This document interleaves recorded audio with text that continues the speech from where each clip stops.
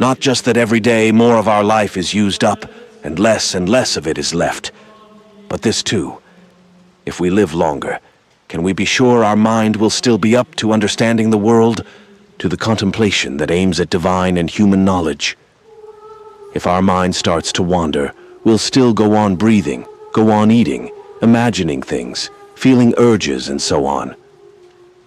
But getting the most out of ourselves, calculating where our duty lies, analyzing what we hear and see, deciding whether it's time to call it quits.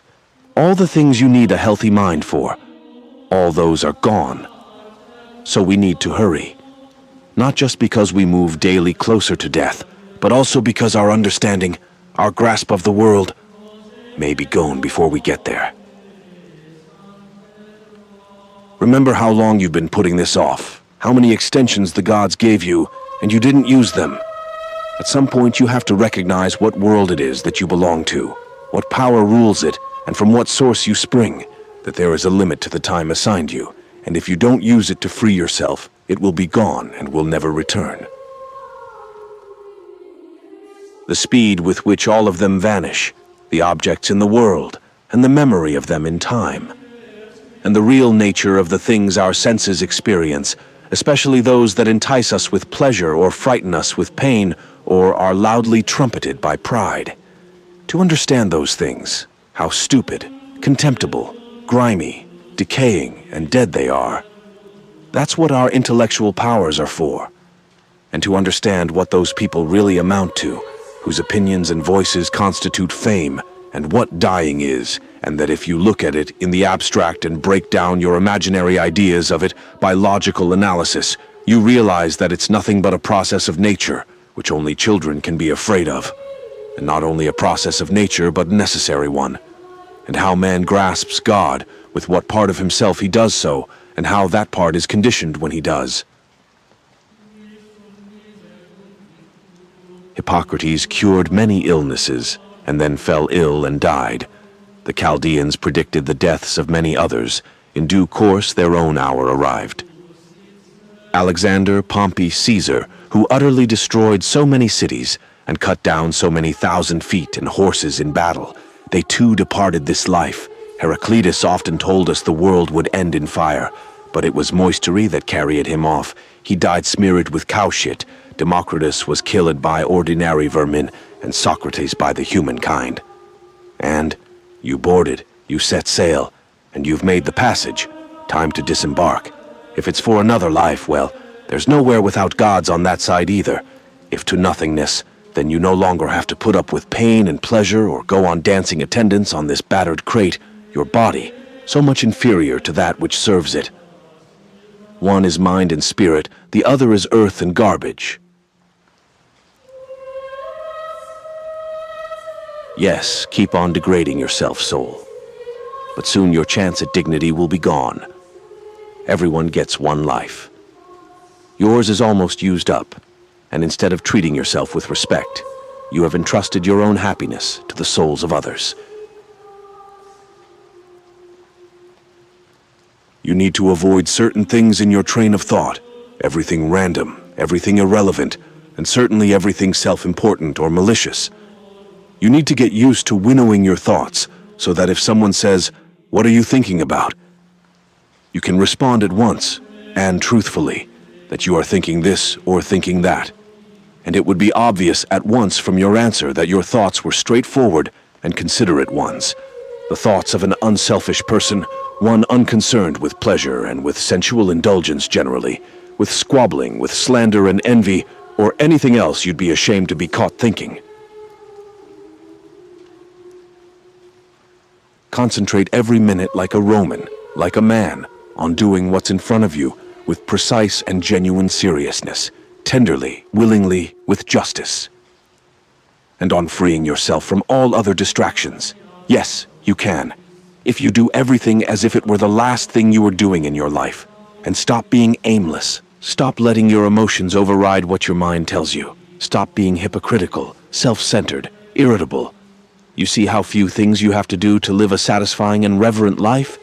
If you can manage this, that's all even the gods can ask of you. Even if you're going to live 3,000 more years, or 10 times that, remember, you cannot lose another life than the one you're living now, or live another one than the one you're losing. The longest amounts to the same as the shortest. The present is the same for everyone. Its loss is the same for everyone. And it should be clear that a brief instant is all that is lost. For you can't lose either the past or the future. How could you lose what you don't have? Remember two things: that everything has always been the same and keeps recurring. And it makes no difference whether you see the same things recur in 100 years, or 200, or in an infinite period. That the longest lived and those who will die soonest lose the same thing. The present is all that they can give up, since that is all you have, and what you do not have, you cannot lose.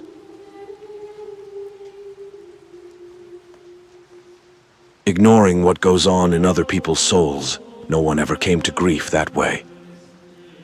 But if you won't keep track of what your own soul's doing, how can you not be unhappy?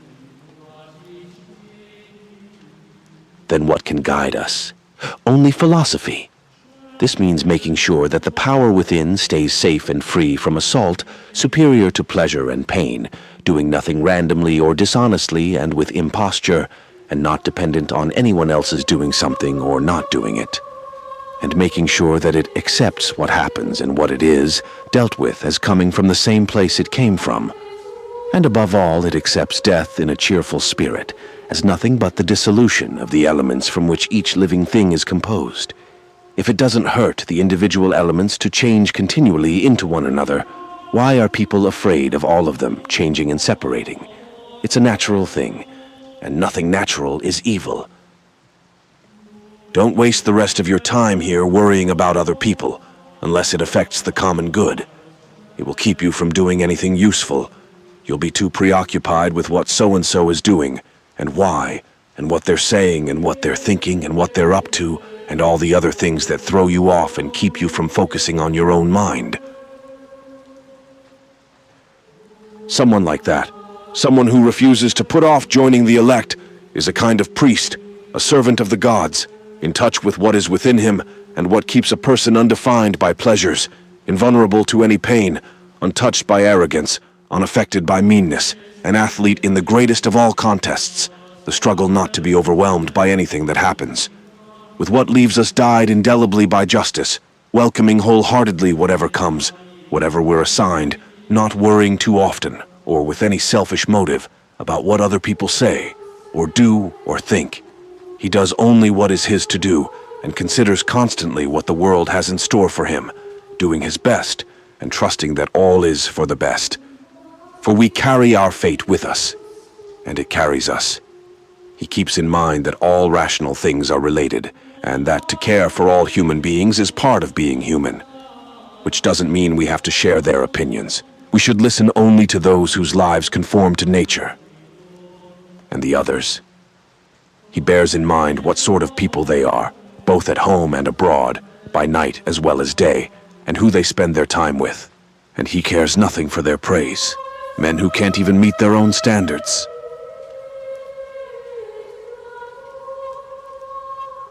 If you do the job in a principled way, with diligence, energy, and patience, if you keep yourself free of distractions and keep the spirit inside you undamaged, as if you might have to give it back at any moment, if you can embrace this without fear or expectation, can find fulfillment in what you're doing now as nature intended, and in superhuman truthfulness, every word, every utterance, then your life will be happy. No one can prevent that.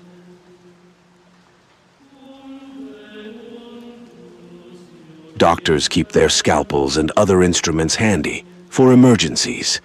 Keep your philosophy ready too, ready to understand heaven and earth. In everything you do, even the smallest thing, remember the chain that links them. Nothing earthly succeeds by ignoring heaven, nothing heavenly by ignoring the earth. Stop drifting. You're not going to reread your brief the commonplace books you saved for your old age. Sprint for the finish.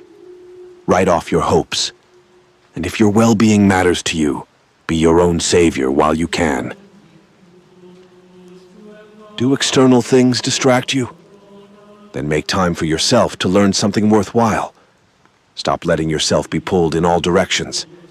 but make sure you guard against the other kind of confusion.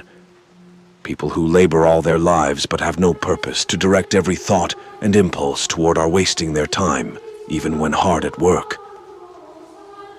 How to act.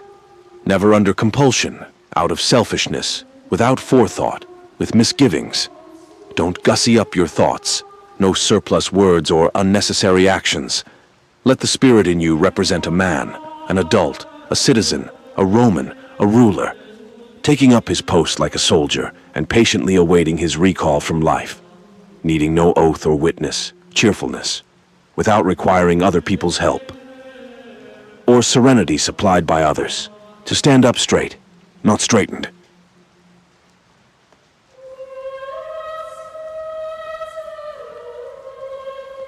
If, at some point in your life, you should come across anything better than justice, honesty, self-control, courage, then a mind satisfied that it has succeeded in enabling you to act rationally and satisfied to accept what's beyond its control.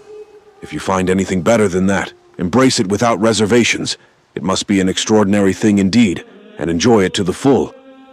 But if nothing presents itself that's superior to the spirit that lives within, the one that has subordinated individual desires to itself, that discriminates among impressions, that has broken free of physical temptations, as Socrates used to say, and subordinated itself to the gods, and looks out for human beings' welfare. If you find that there's nothing more important or valuable than that, then don't make room for anything but it, for anything that might lead you astray, tempt you off the road, and leave you unable to devote yourself completely to achieving the goodness that is uniquely yours. Never regard something as doing you good if it makes you betray a trust, or lose your sense of shame, or makes you show hatred, suspicion, ill will, or hypocrisy, or a desire for things best done behind closed doors. If you can privilege your own mind, your guiding spirit, and your reverence for its powers, that should keep you clear of dramatics, of wailing and gnashing of teeth. You won't need solitude or a cast of thousands either. Above all, you'll be free of fear and desire. And how long your body will contain the soul that inhabits it will cause you not a moment's worry. If it's time for you to go, leave willingly, as you would to accomplish anything that can be done with grace and honor. And concentrate on this your whole life long, for your mind to be in the right state, the state a rational, civic mind should be in. The mind of one set straight and purified, no pus, no dirt, no scabs, and not a life cut short by death, like an actor who stops before the play is done, the plot wound up. Neither servility nor arrogance, neither cringing nor disdain, neither excuses nor evasions. To the standby above, add this one, always to define whatever it is we perceive, to trace its outline so we can see what it really is. Its substance, stripped bare, as a whole, unmodified, and to call it by its name, the thing itself and its components, to which it will eventually return. Nothing is so conducive to spiritual growth as this capacity for logical and accurate analysis of everything that happens to us. To look at it in such a way that we understand what need it fulfills, and in what kind of world, and its value to that world as a whole and to man in particular, as a citizen of that higher city, of which all other cities are mere households. What is it? This thing that now forces itself on my notice. What is it made up of? How long was it designed to last? And what qualities do I need to bring to bear on it? Tranquility, courage, honesty, trustworthiness, straightforwardness, independence, or what? So, in each case, you need to say, this is due to God. Or, this is due to the interweaving and intertwining of fate, to coincidence or chance. Or, this is due to a human being. Someone of the same race, the same birth, the same society, but who doesn't know what nature requires of him. But I do.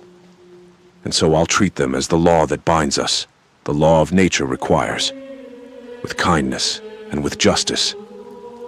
And in inconsequential things, I'll do my best to treat them as they deserve. Whatever this is that I am, it is flesh and a little spirit and an intelligence. Throw away your books. Stop letting yourself be distracted. That is not allowed. Instead, as if you were dying right now, despise your flesh.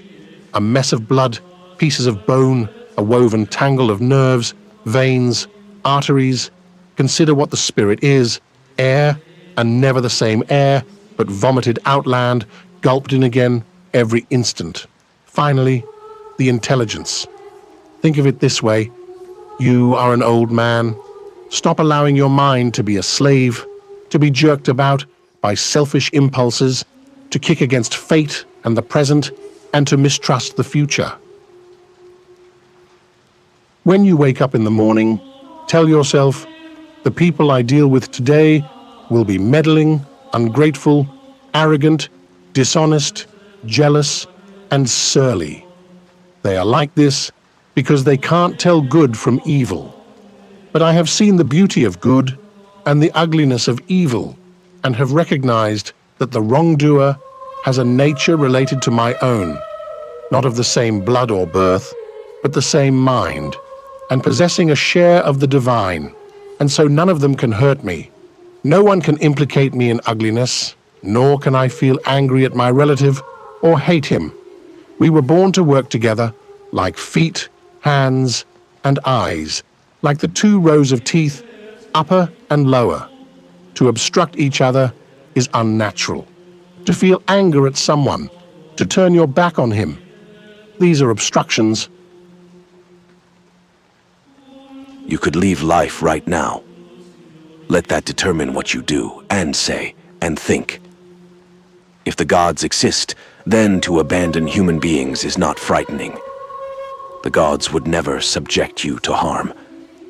And if they don't exist, or don't care what happens to us, what would be the point of living in a world without gods or providence? But they do exist, they do care what happens to us, and everything a person needs to avoid real harm they have placid within him. If there were anything harmful on the other side of death, they would have made sure that the ability to avoid it was within you. If it doesn't harm your character, how can it harm your life? Nature would not have overlooked such dangers through failing to recognize them, or because it saw them but was powerless to prevent or correct them. Nor would it ever, through inability or incompetence, make such a mistake as to let good and bad things happen indiscriminately to good and bad alike, but death and life, success and failure, pain and pleasure, wealth and poverty, all these happen to good and bad alike, and they are neither noble nor shameful, and hence neither good nor bad. It would be wrong for anything to stand between you and attaining goodness, as a rational being and a citizen. Anything at all, the applause of the crowd, high office, wealth, or self-indulgence. All of them might seem to be compatible with it for a while, but suddenly they control us and sweep us away. So make your choice straightforwardly, once and for all, and stick to it. Choose what's best. Best is what benefits me, as a rational being, then follow through. Or just as an animal, then say so and stand your ground without making a show of it. Forget everything else. Keep hold of this alone and remember it. Each of us lives only now, this brief instant. The rest has been lived already, or is impossible to see. The span we live is small, small as the corner of the earth in which we live it, small as even the greatest renown, passed from mouth to mouth by short-lived stick figures, ignorant alike of themselves and those long dead.